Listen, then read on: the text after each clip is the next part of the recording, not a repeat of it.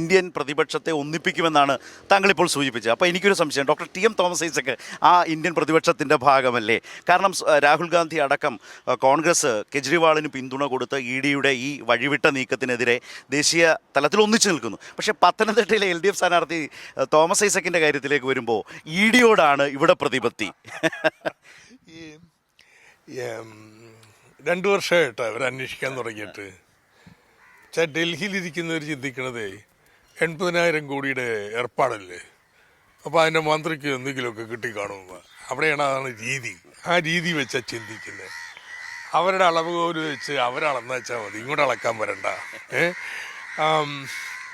അപ്പോൾ അതുകൊണ്ട് അവർ ഒത്തിരി അന്വേഷിച്ചു 2 വർഷം.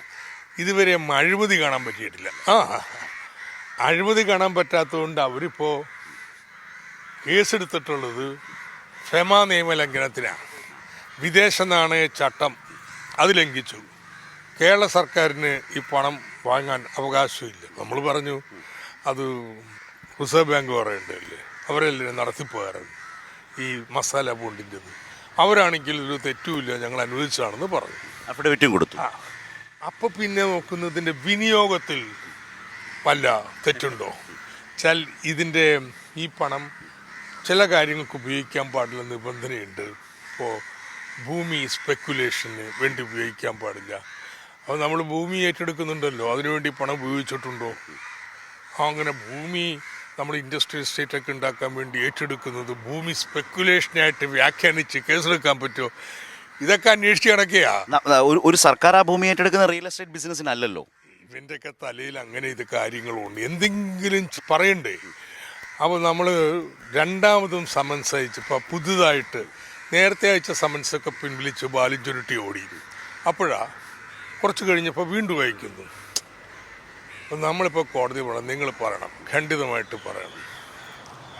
ഇത്തരത്തിൽ 2 വർഷത്തെ പ്രിലിമിനറി എൻക്വയറി കഴിഞ്ഞിട്ടും ഒരു ചാർജ് ഷീറ്റ് തരാൻ പറ്റാത്ത, എന്താ നിയമലംഘനം നടത്തുന്നത് കൃത്യമായി പറയാത്ത എന്നെ എന്തിനിവർ വിളിപ്പിക്കണം?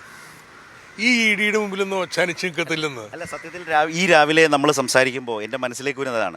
അതായത് അരവിന്ദ് കെജ്രിവാളിനെ പോലും രാജ്യത്ത് ആദ്യമായി ഒരു മുഖ്യമന്ത്രിയെ വരെ ഇ.ഡി എല്ലാവിധ മര്യാദകളും ലംഘിച്ച് അറസ്റ്റ് ചെയ്യുമ്പോഴും തോമസ് ഐസക്കിൻ്റെ മുമ്പിൽ ഇങ്ങനെ മുട്ടുകുത്തി കുറേ നാളായിട്ട് ഇങ്ങനെ വിഷമിച്ച് നിൽക്കുക. അതിൻ്റെ കാരണം എന്താണെന്നറിയാം?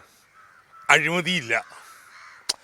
അഴിമതി ഉണ്ടെങ്കിൽ കള്ളപ്പണം വെളുപ്പിക്കൽ എന്നൊക്കെ പറഞ്ഞ് അങ്ങ് അറസ്റ്റ് ചെയ്യാം. ദൗർഭാഗ്യവശാൽ സുപ്രീം കോടതി ഇഡിക്ക് അതിനുള്ള അധികാരം കൊടുത്തിട്ടുണ്ട്. അവിടെ തന്നെ ഇങ്ങനെ അനന്തമായി ഇടാൻ പാടില്ലെന്ന് പറഞ്ഞു, എങ്കിലും അറസ്റ്റൊക്കെ ചെയ്യാം കള്ളപ്പണം വെളുപ്പിക്കൽ. പക്ഷേ ഇതിന് ഒരു തെളിവോ ഒരു സാധ്യതയില്ല. കാര്യം വെച്ച് കഴിഞ്ഞാൽ നമ്മൾ കയ്യിലേ നമ്മുടെ കമ്പ്യൂട്ടറുകളെ പാസ്വേഡ് കൊടുക്കും. കിഫ്ബിയുടെ എല്ലാ ഇടപാടുകളും ഓൺലൈനായിട്ടാണ്, അല്ലാതെ കൈ കൊണ്ട് പണം തൊടത്തു പോലും ഇല്ല, ഓൺലൈനായിട്ടുള്ള പേയ്മെൻറ്റുകളാണ്.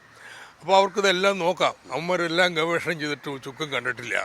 അപ്പോഴാണ് ഈ ഫെമ നിയമലംഘനം വെച്ച് പിടിച്ചു കളയാന്ന് പറഞ്ഞു വരുന്നത്. ഇപ്പം കോടതിയിൽ കഴിഞ്ഞ 18-ാം തീയതി നടന്നതെന്നറിയാം, ഇ.ഡി ആവശ്യപ്പെടുന്നത് ഞാൻ കുറച്ചും കൂടി സമയം വേണം. എന്തിന്? തോമസ് ഐസക്ക് ചെയ്ത തെറ്റൊന്ന് കണ്ടുപിടിക്കാൻ. 2 വർഷമായിട്ട് പറ്റിയിട്ടില്ല. 2 വർഷമായിട്ട് പറ്റാത്ത കാര്യം അവർ 2 ആഴ്ച കൊണ്ട് ഇനി കണ്ടുപിടിക്കുമെന്നാ പറയണത്. നടക്കട്ടെ, കാണാം. അതിലാണ് സ്ഥാനാർത്ഥി എന്ന നിലയിൽ പറഞ്ഞത് ഇ.ഡിയെ കാണാൻ പോകും. പക്ഷേ എപ്പോഴാണെന്നറിയോ?